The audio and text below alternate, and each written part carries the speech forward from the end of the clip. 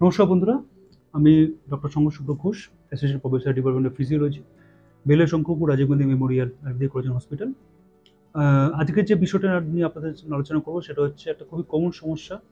মানুষের যতক্ষণ না সে প্রবলেমে পড়ছে ততক্ষণ সে আসবে না, কিন্তু প্রবলেম সে নিজে বলবে না, তার পার্টনার বলবে। সেটা হচ্ছে স্নোরিং। স্নোরিং মিনস, যেটা আমরা বলি, অনেকেই জানে, নাক ডাকা রাতে। তো নাক ডাকাটা কিন্তু খুব একটা সাউন্ড স্লিপের লক্ষণ নয়।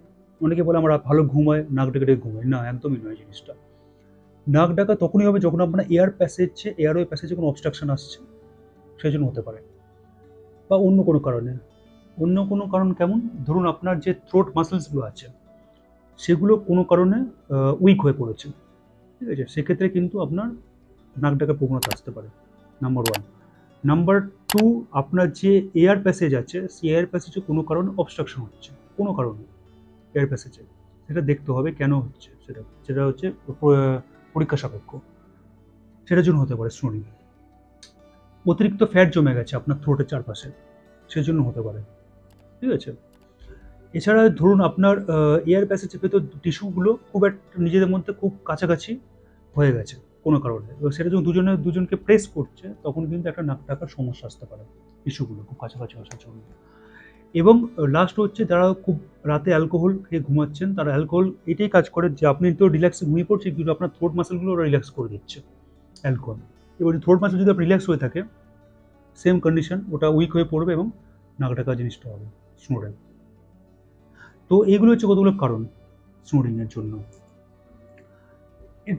ট্রিটমেন্ট কি আছে? ট্রিটমেন্ট হচ্ছে, আমরা দু ধরনের ট্রিটমেন্ট করে। একটা হচ্ছে প্রতিমর্শ নস্যনি অনুতৈল দিয়ে দিনে দুবার, এবং প্রায়োগিক ধূমপান দিনে দুবার।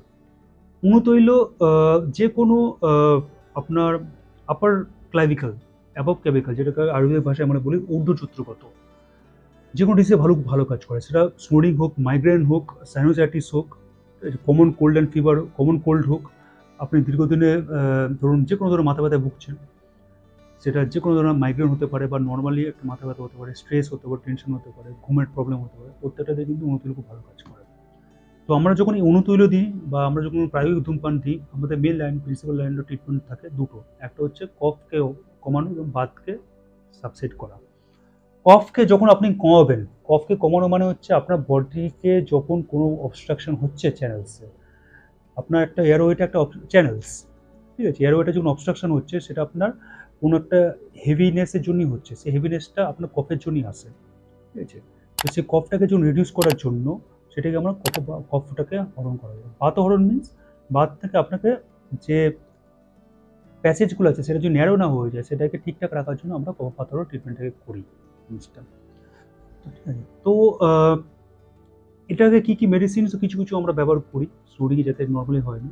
সেটা হচ্ছে মহামৃত্যুঞ্জয় রস আমরা ব্যবহার করি, এবং নর্মালি অনুতুলে দিয়ে কাজ চলে যায়। মানে মৃত্যুঞ্জয় রস এবং অনুতুল্য দুটোতেই আমাদের মোটামুটি আমরা কাজ হয়ে যায়। স্নোরিং এটা বড় কোনো সমস্যা নয়। তো স্নোরিংয়ের যখন আপনি ট্রিটমেন্ট আসবেন, তার আগে আপনাকে দেখতে হবে আপনার লাইফস্টাইলটা কী। মানে আপনি কি খুব বেশি ওবেস? যদি আপনি খুব বেশি ওবেস হন, তাহলে আপনার ওবেসিটিকে কমাতে হবে।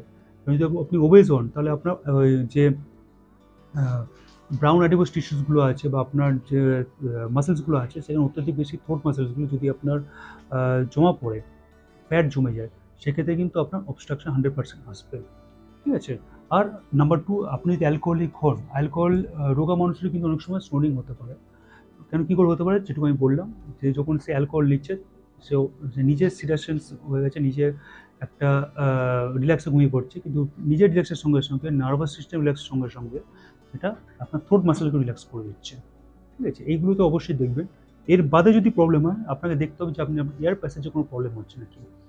এয়ার প্যাসেজে যদি প্রবলেম হয়, তাহলে সেখানে সেটা আপনাকে অন্যভাবে ট্রিট করতে হবে। সেটা আপনার আপনার যে প্র্যাকটিশনার্স আছে, বা আপনাকে যে দেখছে তার সঙ্গে কী করতে হবে। কিংবা যদি টিস্যুগুলো খুব কাছাকাছি এসে যায়, সেটাও কিন্তু একটা পরীক্ষা সাপেক্ষ ব্যাপার। তো এইগুলো প্রত্যেকটাই আপনাকে মাথায় রাখতে হবে স্নোরিংয়ের জন্য। চেষ্টা করবেন নিজেকে ঠিক রাখা, ডায়েটটা মেনটেন করা, খুব বেশি স্পাইসি ফুড, হেভি ফুড রাতে না খাওয়া, রাতে যথাসম্ভব লাইট খাবেন, ঠিক আছে?